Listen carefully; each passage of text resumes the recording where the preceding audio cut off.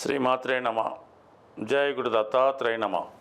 ఈ వీడియోలో మనం సెప్టెంబర్ 28 నుంచి అక్టోబర్ 4 మధ్యలో జరగబోయే వారఫలాలు పరిశీలించినప్పుడు ముందుగా మేషరాశి వారికి ఈ వారం అంతా కూడా కుజుని యొక్క శుభదృష్టి రాశి మీద అలాగే ధనస్థానం మీద ఏర్పడడం వల్ల జాతకుడు తన యొక్క వాక్చాతుర్యంతో తన కుటుంబ సభ్యుల సహకారంతో తన యొక్క ఆర్థిక పరిస్థితిని పెంచుకునే ప్రయత్నం చేయడం జరుగుతూ ఉంటుంది. సంఘంలో తన మాటకి విలువ పెరుగుతూ ఉంటుంది. అలాగే కుటుంబ పరంగా ఉన్నటువంటి సమస్యలు కానీ, స్థిరాస్తి పరంగా ఉన్నటువంటి సమస్యలు కానీ, వృత్తిపరమైనటువంటి సమస్యలు కానీ చాలా వరకు పరిష్కరించుకోవడం జరుగుతుంది. గత కొంతకాలంగా మీకు రావాల్సినటువంటి ధనం ఏదైనా ఆగిపోయి ఉంటే అది ఈ సమయంలో అధిక మొత్తంలో రావడం జరుగుతూ ఉంటుంది. అలాగే విదేశంలో ఉన్నటువంటి మీ బంధువులు లేదా మీ యొక్క మిత్రుల యొక్క ఆశీర్వాదంతో వాళ్ళ యొక్క సహకారంతో కొన్ని ముఖ్యమైన కార్యక్రమాలు చేపట్టడం జరుగుతూ ఉంటుంది. ఏదైనా ఒక శుభవార్త విదేశంలో ఉన్నటువంటి మిత్రుల ద్వారా మీకు రావడం జరుగుతూ ఉంటుంది. మీరు ఏదైనా ఒక వ్యాపార ఇన్వెస్ట్మెంట్కి కానీ ఏదైనా స్థిరాస్తి కానీ కొనుక్కునే ప్రయత్నంలో విదేశంలో ఉన్నటువంటి మీ మిత్రుల సహకారం మీకు లభించడం జరుగుతూ ఉంటుంది. అలాగే ఈ సమయంలో మీరు వృత్తిపరమైనటువంటి మార్పుకి చేసే ప్రయత్నాలు చాలా వరకు ఫలిస్తాయి. అలాగే మీ యొక్క వ్యాపార అవసరాలకు ఏదైనా ఒక వాహనం కానీ ఏదైనా ఒక అకామిడేషను గృహం లేదంటే ఒక గొడవం లాంటిది కొనే ప్రయత్నం చాలా వరకు నెరవేరే అవకాశం ఉంటుంది. బట్ ఈ కొనే ప్రయత్నంలో కొద్దిగా దాని యొక్క మంచి చెడ్డలు అలాగే దాని యొక్క లీగాలిటీ జాగ్రత్తగా చూసుకొని కొనవలసి ఉంటుంది. అంటే ఏదైనా మీ చేత కొంత రాంగ్ ఇన్వెస్ట్మెంట్ చేయాలని కొంతమంది ప్రయత్నం చేస్తూ ఉంటారు.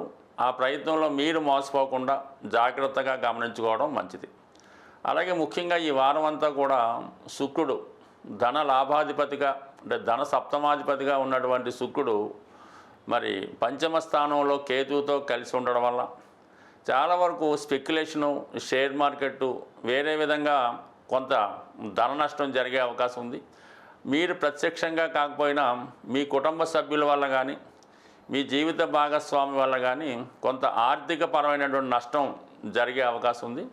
అలాగే ఒక లీగల్ ఇష్యూ కానీ కొన్ని లీగల్ సమస్యలు ఈ వారం మీకు వచ్చే అవకాశం ఉంది. అయితే 6వ స్థానంలో ఉన్నటువంటి రవి ప్రభావం వల్ల ఎటువంటి ఆర్థికపరమైన సమస్యలున్నా, లీగల్ సమస్యలున్నా, బంధువులతో విరోధాలున్నా, ఆఖరికి అనారోగ్యపరమైన సమస్యలున్నా చాలా వరకు ఈ వారం వాటిని పరిష్కరించుకోవడం జరుగుతూ ఉంటుంది. ముఖ్యంగా ఎవరైతే నిరుద్యోగులు ఉద్యోగం కొరకు ప్రయత్నం చేస్తున్నారో వారికి చాలా వరకు ఈ సమయంలో ఉద్యోగ ఉపాధి అవకాశాలు లాంటివి ఏర్పడే అవకాశం ఉంది. మరీ ముఖ్యంగా తృతీయ స్థానంలో ఉన్నటువంటి గురువు మీరు మీ పరిస్థితి ఎలాగ ఉన్నప్పుడు కూడా ఇతరులకి మీరు చాలా వరకు సంపూర్ణంగా సహకరిస్తారు.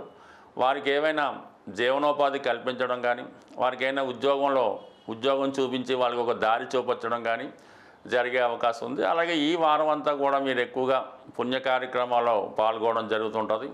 అలాగే దూరంగా ఉన్నటువంటి ఒక పుణ్యక్షేత్రాన్ని దర్శించడం కూడా జరుగుతూ ఉంటుంది. అలాగే ఈ సమయంలో మీరు విద్యార్థులు కానీ వ్యాపారస్తులు కానీ విదేశంలో మీ యొక్క వ్యాపార విస్తరణ చేద్దామనుకున్నా, దూర ప్రాంతంలో మీ యొక్క అదనపు కార్యాలయాన్ని ఏర్పాటు చేయాలనుకున్నా చాలా వరకు ఈ వారం మీ యొక్క ప్రయత్నాలు నెరవేరే అవకాశం ఉంది.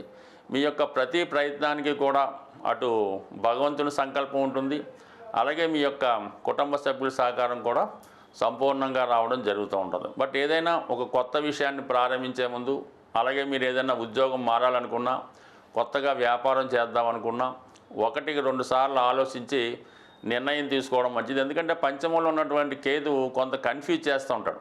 ఒకేసారి 1-2 అవకాశాలు రావడం, ఈ అవకాశాలు తేల్చుకొని లోపల వచ్చిన అవకాశాలు పోవడం కూడా జరుగుతుంటాయి. కాబట్టి బట్ ఏదైనా జాగ్రత్తగా నిర్ణయం తీసుకొని ప్రధానమైన నిర్ణయాలు తీసుకునేటప్పుడు చక్కగా మంచివారి నిర్ణయంతో ముందుకు వెళ్ళడం మంచిది. బట్ ఏదైనా ఈ వారం అంతా కూడా ఈ మేషరాశి వారికి ఆర్థికపరమైనటువంటి లాభాలు అధికంగా ఉన్నప్పటికీ తగు విధంగా ధన నష్టం కూడా జరిగే అవకాశం ఉంటుంది. కాబట్టి ఈ విషయంలో కొంత జాగ్రత్త తీసుకుంటే మంచిది. మనకి ఈ గ్రహాలు ఇచ్చే ఫలితాలు అనుకూలంగా మార్చాలి అనుకున్నప్పుడు ప్రతి గ్రహానికి కూడా ఒక దైవం అధిదేవతగా ఉండడం జరుగుతూ ఉంటుంది.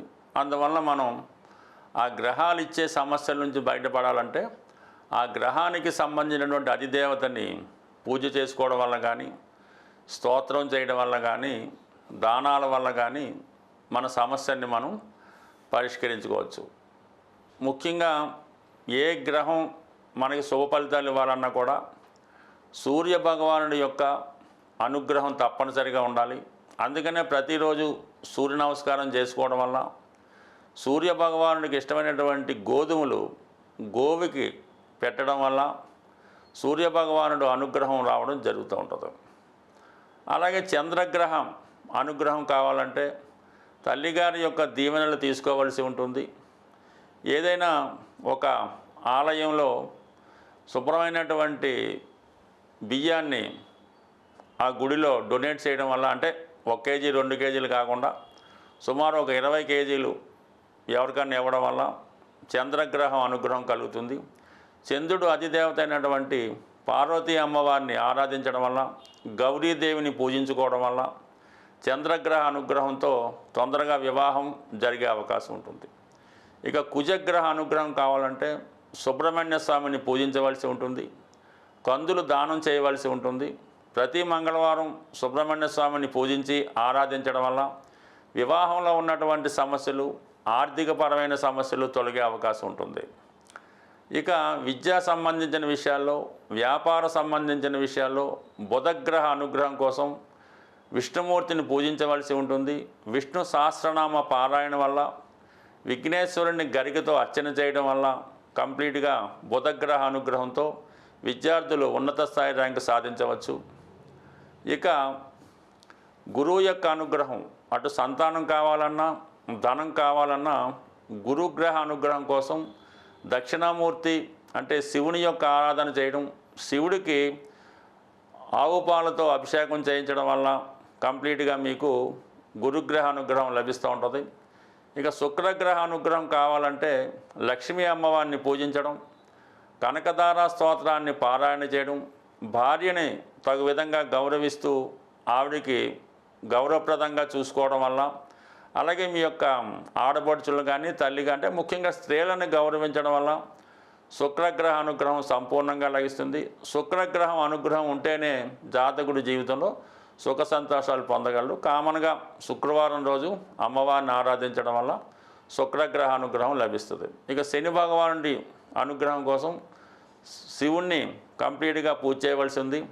నిడారంభరంగా చాలా సింపుల్ లైఫ్ జీవిస్తూ క్రమశిక్షణతో ఉంటూ ప్రతిరోజు శివారాధన వల్ల శనిగ్రహ అనుగ్రహంతో సాక్షాత్తు ప్రధానమంత్రి, ముఖ్యమంత్రులు కూడా అయ్యే అవకాశం ఉంది. ఇక రాహుగ్రహ అనుగ్రహం కావాలంటే వ్యసనానికి దూరంగా ఉండవలసి ఉంటుంది. అమ్మవారిని, కనకదుర్గ అమ్మవారిని ఆరాధించడం వల్ల రాహుగ్రహ శాంతి కలుగుతుంది. ఇక కేతుగ్రహ అనుగ్రహం కోసం విఘ్నేశ్వరుడు పూజా విధానం ద్వారా చాలా ధార్మికమైనటువంటి ఆధ్యాత్మిక జీవితం గడపడం వల్ల కేతుగ్రహ అనుగ్రహం లభిస్తుంది. ఏదైనా గ్రహాలని సింపుల్గా మనమే నమ్మకంతో పూజించుకోవడం వల్ల జాతకంలో ఉన్నటువంటి దోషాలు తొలగి జాతకుడికి సర్వసౌఖ్యాలు కలిగే అవకాశం ఉంది. స్వస్తి.